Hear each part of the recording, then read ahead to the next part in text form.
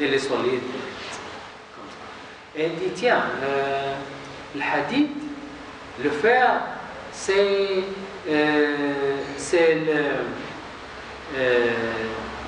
l'arme redoutable de Dieu. Et puis il dit, non, il y a le feu qui fait fondre le fer. Donc peut-être le feu est plus solide, est plus fort que le fer. Mais non, il y a l'eau qui éteint le feu. Peut-être l'eau est plus fort que le feu. Et puis, mais non, l'eau s'évapore et devient des nuages. Peut-être les nuages sont... Mais non, il y a le vent qui pousse les nuages. Le vent pousse les nuages, donc le vent est plus fort que les nuages.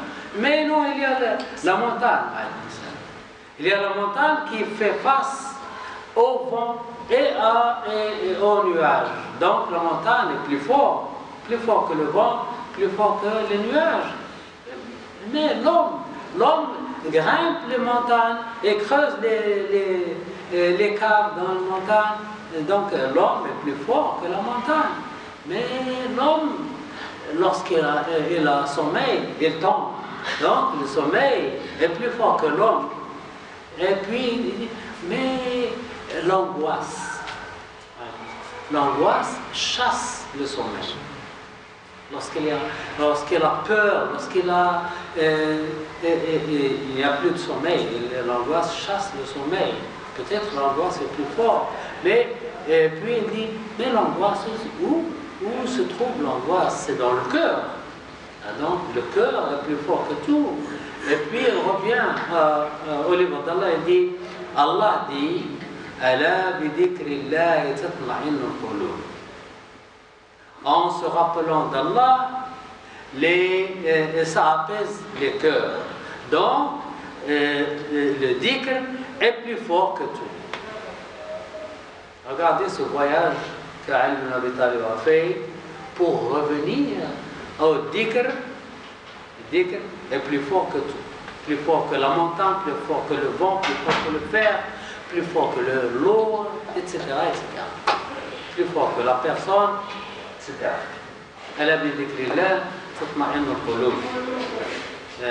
Lorsqu'on se rappelle d'Allah, les cœurs s'apaisent et on sent une tranquillité, une sérénité. Voilà un exemple comment lire le Coran et comment étudier les versets du Coran. Et dans ce verset, وَأَنزَلْنَا الْحَدِيدَ, Allah dit, nous avons descendu. Il n'a pas dit nous avons extrait le fer de la terre. Alors, les ulama disent que le fer ne fait pas partie de la terre, elle est descendue du ciel. Le fer ne fait pas partie de la terre. Il se trouve dans la terre, mais elle est descendue. La preuve, si vous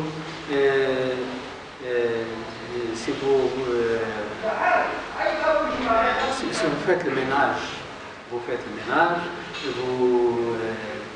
lavez le sol bien lavé, et vous ne touchez pas au sol, vous allez au voyage, vous revenez, vous trouvez la poussière. D'accord? Vous trouvez la poussière. Comment est la poussière? La poussière, vous trouvez la poussière, elle est noire. Elle est noire. Ça veut dire qu'il y a des particules de fer. Si vous prenez la poussière et vous la mettez dans les machines électroniques, quand il y a beaucoup de poussière, qu'est-ce qu'il y a? Il y a une masse. Il y a la masse. Et pourquoi il y a la masse? Parce qu'il y a le fer. Vous savez? Dans la poussière, il y a le fer. Anzalna al-hadid, c'est le fer qui descend du ciel. Ça, c'est un miracle scientifique dans ce verset. C'est-à-dire le descendu de la poussière sur la terre va faire transformer dans une fer. Le fer, c'est la transformation de poussière. Oui. La poussière, peut-être, lorsque vous lavez le sol de chez vous, et vous fermez les fenêtres, vous fermez tout, il n'y a plus de poussière qui vient dehors. Mais vous voyagez, après un certain temps, vous revenez, vous trouvez de la poussière sur le sol. D'où elle vient. Et cette poussière, la poussière est néfaste pour les machines électroniques parce qu'elles contiennent du fer.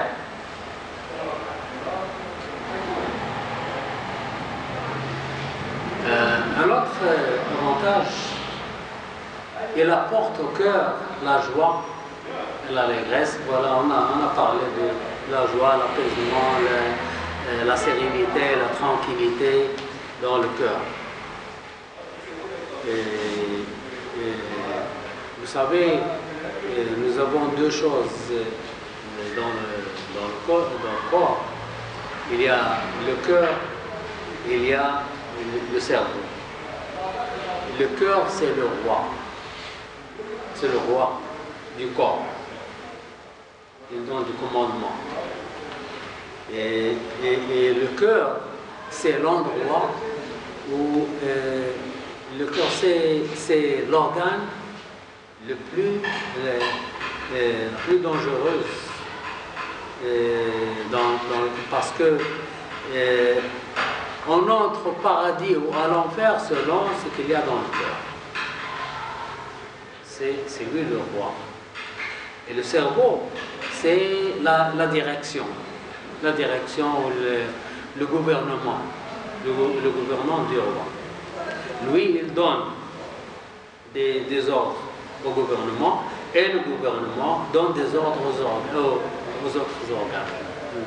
Donc, le dhikr va vers le roi qui l'apaise. Concernant le cœur, j'avais demandé à notre professeur si on voit la physiologie du cœur cardiaque. Pourquoi la peur, par exemple, les sensations, tout ça, pourquoi il n'y a pas à dire, par exemple,